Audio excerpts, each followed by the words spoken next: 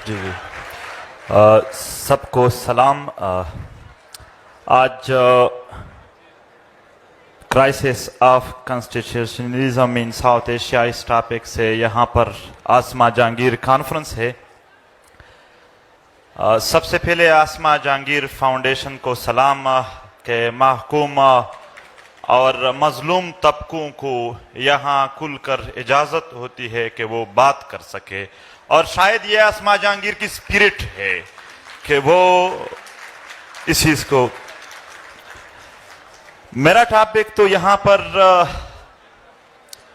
Enforce disappearance के साथ है, मगर थोड़ा इस पर बात करते हैं। 2001 में वॉर ऑन टेरर के नाम से जब दुनिया में एक नया टर्मिनोलॉजी आया,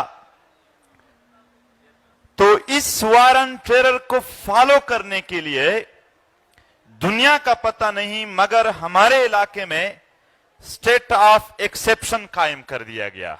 स्टेट ऑफ एक्सेप्शन में भी यहां पर किसी ने एग्रेगो एगाम्बन, जो एक इटालियन राइटर है, उसका एक बुक है स्टेट ऑफ एक्सेप्शन, जो उन्होंने इटली मेसेलिनी पीरियड में और नाजिज के दौर में जर्मन में जो स्टेट ऑफ एक्सेप्शन था वो बयान किया गया है। उसी तरह एक स्टेट ऑफ एक्सेप्शन पैदा किया गया। स्टेट ऑफ एक्सेप्शन की मानी यानी जो नॉर्मल रूल है वो चेंज कर दी गई। इवन यहां फौजियों के वर्दिया भी चेंज हो गए उसके साथ, और एक नैरेटिव पैदा की गई कि यहां पर कौमी सलामती को खतरा है। और फिर इस नाम पे कारोबार शुरू हो गया। हर वो जर्नलिस्ट टारगेट हुआ जो अवाम की बात कर रहा था। हर वो सियासी क़ियादत टारगेट हुआ जो अवाम की बात कर रहे थे, जो उस पॉलिसी के हक में नहीं थे, जो आम जमीनी हकायक को बयान कर रहे थे। और हर उस मकाम पर हमारे वतन में धमाके हुए जहां पर लोग इकट्ठे हो रहे थे, यानी इज्तिमायत पर पाबंदी, ताकि लोगों की आवाज न सुनी जा सकी। ये गलत काम कर रहे थे, और गलत काम करने के लिए तारीखियों का होना जरूरी है, जहल जरूरी है इसके लिए कि लोग न समझ सके। मास डिटेंशन हुआ, पूरे इलाके को सीज कर दिया गया,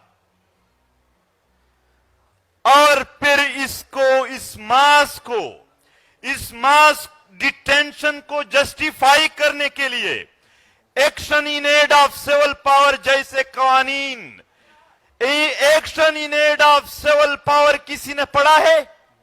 action in aid of civil power में लिखा है कि किसी को उसके इंटेंशन के बुनियाद पर, यानी एक बंदा सोच रहा है, बेटा है, और आप उसको मार दो कि ये सोच रहा था कि मैं हमला करने वाला हूं। इस तरह के कानून लागू कर दिए गए, मिलिट्री कोर्ट्स पैदा किए गए, मिलिट्री कोर्ट्स बना दिए गए, और पुलिसिंग का काम फौज ने अपने हाथों में ले लिया। मेरे दोस्तों, हर रोज फेक इनकाउंटर्स किए जा रहे हैं, लोगों को लापता किया जा रहा है।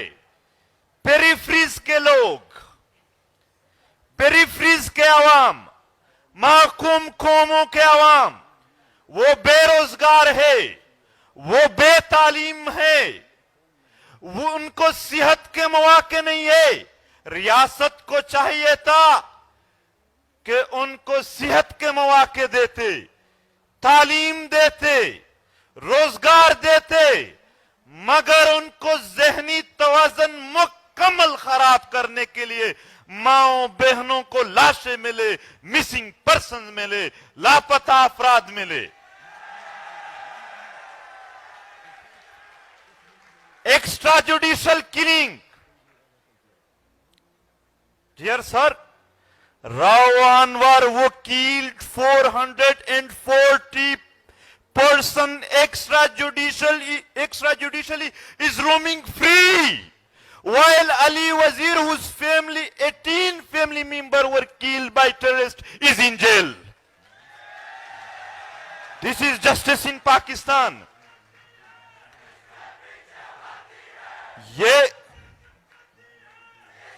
ये पाकिस्तान में इंसाफ था. ये जस्ट 1 मिनट, आराम आराम आराम आराम आराम. मैं अपने मैं तकरीर पूरा कर दूं, आखिर में आप लोग करें फिर.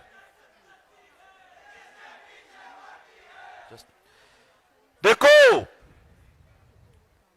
और रियासती जबर को, इस पॉइंट को नोट करें, रियासती जबर को कवर करने के लिए ऐसे ऐसे ग्रुप्स बना दिए गए कि उनके जुल्म के बाद किसी मजलूम के जहन में इंसाफ और अदालत की कोई तवक्को न रहे. यानी तालिबान, यानी बलूचिस्तान में डेथ स्क्वाड्स, वो ऐसे ऐसे तरीके बना दिए गए कि आम आवाम के जहन में ये कोई आफत समझे और वो अदालत और इनकी तरफ कोई रुजू भी न कर सके.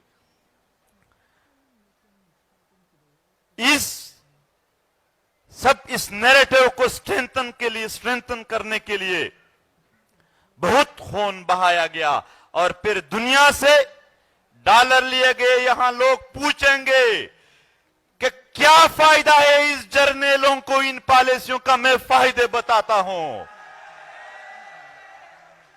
जब ये बदअमनी पैदा कर देते हैं, फिर अमन के नाम पर जब आ जाते हैं तो जो मिनरल्स होते हैं, जो रिसोर्सेज होते हैं, उन पर कब्जा कर देते हैं और फिर बैरूनी दुनिया से इस नाम पर कि हम तो दहशतगर्दी के खिलाफ लड़ते हैं, डॉलर लेते हैं. हमको बैरूनी फंड कहने वाले लोगों, उनको एक पैसे का सबूत नहीं है, जबकि ये खुद 33 अरब डॉलर ले चुके हैं. अरबों डॉलर ले गए कि हमने यहां पर दहशतगर्दी को खत्म करना है. यार नारेबाजी नहीं. मैं भाईजान, मुझे कंप्लीट करने दे, फिर आखिर में आप लोग देखो. आज ऐसा नहीं है, ये पापा जॉन्स और ऑस्ट्रेलिया के जजीरे मुफ्त में नहीं आए हैं. हमारा खून बहाया गया है, हमारे माओं के इतने आंसू बहाए गए, पूरा सैलाब बनता है उनसे, उनके लिए. और फिर यहां पर कहा जाता है, हमें मुख्तलिफ बहाने और मुख्तलिफ उम्मीदें दिए जाते हैं. कहता है निजाम फरसुदा निजाम. कोई निजाम नहीं है, यहां सिर्फ वीगो डाले हैं. इस निजाम में अदालतों का नहीं माना जा रहा है, वीगो डालों के जरिए ये चला रहे हैं निजाम को. मोहतरम, गुंडागर्दी शुरू है. अगर आपने यहां कोई बात की तो ये नहीं कहेंगे कि कानून, ये नहीं कहेंगे कि आईन, ये नहीं कहेंगे कि अदालत हरकत में आ जाएगी, वीगो डाले हरकत में आ जाएंगे, ये बात कहेंगे आपको. और अब एक बार फिर पश्तून बेल्ट में मुसल्लह तंजीमों को लाया गया है. मुज़ाकरात के नाम पर दोबारा उनको वहां फाल कर दिया गया. 20 साल ऑपरेशन हुए, 20 साल लोगों का खून बहाया गया इस मकसद के लिए. देखो 20 साल में क्या क्या नहीं हुए. एपीएस के बच्चों का खून बहाया गया, क्वेटा के वो कला का खून बहाया गया और इस वतन के हर घर का और हर तबका फिक्र के लोगों का खून बहाया गया। आखिर में कहा गया कि अब हम दोबारा ला रहे हैं। तो फिर ये 20 साल का ड्रामा किस लिए किया था? दोबारा लाए गए, सवात में, बुनेर में, बाजावड़ से लेकर वजीरिस्तान तक पूरे कबायली पट्टी में दोबारा हालात खराब कर दिए गए हैं। मगर इस बार पश्तून अवाम अपने सरजमीन पर किसी भी दहशतगर्दी को नहीं मानते, ये न छोड़ेंगे। वहां हम उम्मीदें रखें तो किससे उम्मीदें रखें? पार्लियामेंट से। पार्लियामेंट जर्नलों के इजाजत के बगैर हमारे अमन के लिए एक मीटिंग भी नहीं कर सकती है। मीडिया से उम्मीदें बांधे, ये मीडिया जर्नलों के इजाजत के बगैर एक टिकर नहीं चला सकते हैं।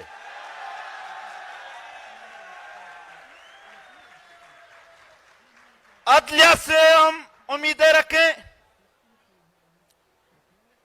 500 लाशें नश्तर अस्पताल के ऊपर पड़े हैं, उस पर सुमोटो एक्शन नहीं लिया गया। अली वजीर को जमानत देने के बावजूद भी उसके अदालत के फैसलों को किसी ने नहीं माना। क्या उम्मीदें रखेंगे?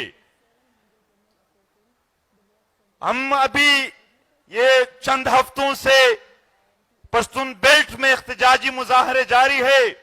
एक अजीब सी बात बताता हूं, ये वहां के एमपीएस या एमएनएस के दिल शिकनी के लिए नहीं है कि उसके हौसले टूट जाए और ना आए, बल्कि एक हकीकत के तौर पर मैं पेश करता हूं। हम नारे लगा रहे थे अवाम के, हम अमन चाहते हैं। मरकजी और सूबाई हुकूमत के एमपीएस एमएनएस हमारे साथ खड़े थे, वो हमसे ज्यादा नारे लगा रहे थे कि हम भी अमन चाहते। भाई हम तो आप लोगों से अमन चाह रहे थे, आप किससे अमन चाह रहे हो?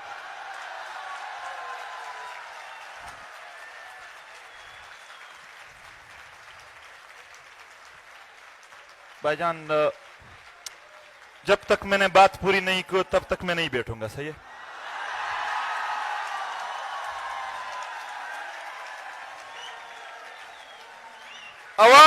अब हल क्या है? हल क्या है? हल बताता हूं। अवाम ने मुजाहमत करना होगा। मुजाहमत के जरिए हम इन सारे इदारों को प्रेशराइज कर सकते हैं। मुजाहमत के जरिए हम इस सारे हालात को चेंज कर सकते हैं। अवाम खुद उठेंगे तो उनकी बात सुनी भी जाएगी और मानी भी जाएगी। अगर अवाम बैठे रहे, अगर अवाम खामोश थे, अगर अवाम में मुतहरक नहीं थे, अगर अवाम मुनज़्ज़म नहीं थे, तो ये हालात ऐसे ही रहेंगे। और मैं यहां पर मौजूदा हुकूमत की एक बात करता हूं। ये जब अपोजिशन में थे तो हर रोज अली वजीर के प्रोडक्शन ऑर्डर का मुतालबा करते थे। अदालत जब वोट का मरहला आया तो अदालत में यही अपोजिशन वाले चले गए कि क्यों प्रोडक्शन ऑर्डर जारी नहीं करते। लेकिन जब उनकी अपनी हुकूमत आई तो आज अली वजीर जेल में, कोई प्रोडक्शन ऑर्डर नहीं है। वजीर आजम को अली वजीर का वोट चाहिए था, मगर आज अली वजीर के लिए एक लफ्ज भी अदा नहीं किया इसने। हाल यही है, हाल यही है कि हमें बताया जाता है, आखिर में करे भाईजान, हमें बताया जाता है,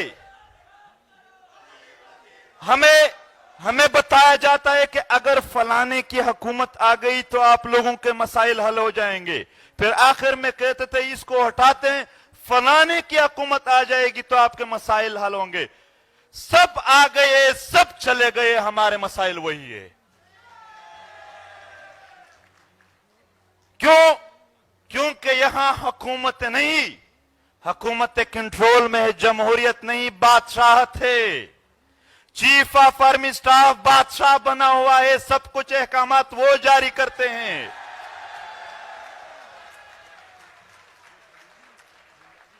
जमहूरी ये अख्तर जान मिंगल बैठे हैं, ये हमारे मुअज़्ज़ज़ शुरका बैठे हैं, पाकिस्तान के आईन और अदालत हम सब मानते हैं, जर्नल नहीं मानते इस आईन और अदालत को।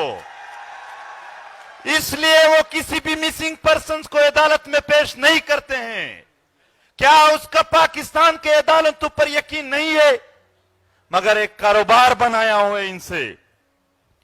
आज बावजूद इसके कि सारे एफआईआर्स में अली वजीर की जमानत हो चुकी है, फिर भी वो सिंध में जेल में पड़ा है और फिर भी मौजूदा हुकूमत के लोग हमें इंसानी हुकूक पर दर्स देंगे, तदरीस देंगे, लेक्चर देंगे। आए काफी सुनाया, आइंदा भी सुनेंगे, मगर उम्मीदें नहीं होंगे फिर हमारे। दोस्तों, यहां ही करीब रियाज खान यूनिवर्सिटी का एक स्टूडेंट है, वो जेल में पड़ा है और आज उसके लिए कोई बात नहीं है। मैं आसमा जहांगीर फाउंडेशन और जितने भी दोस्त हैं उनका शुक्रिया अदा करता हूं। शायद हमारी बातें बाज लोगों के लिए, बल्कि मैं स्पेशल कहूंगा फौजी जर्नलों के लिए तल्ख होंगे, मगर यह एक हकीकत है और हम हकीकी जिंदगी गुजारते हैं। हम बेमकसद, बेमानी और ऐसी मुनाफिक जिंदगी नहीं गुजार सकते हैं कि जुल्म जबर के सामने हम यानी घुटने टेकते। हम खड़े रहेंगे इस्लाम के लिए। शुक्रिया, बहुत बहुत शुक्रिया। वक्त भी ज्यादा लिया, मगर आसमा जहांगीर फाउंडेशन जिंदाबाद। Thank you very much. Manzoor Pashtun spoke very well. मैं